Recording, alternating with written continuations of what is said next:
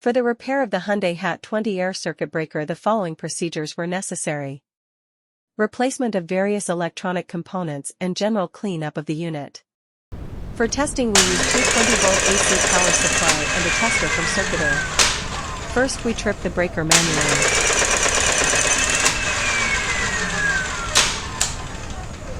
Next, we performed tests with the help of the Circuitar tester. At first, we are testing the preferential time delay.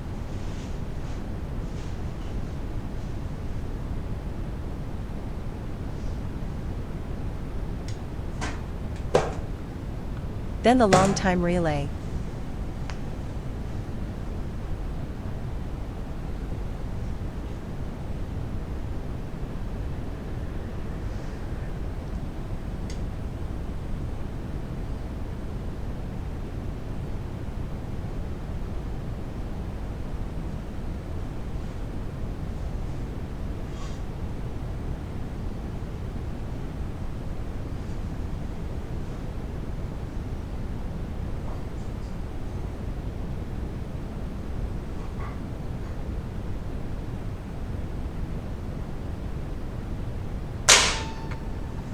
And lastly, the short time delay.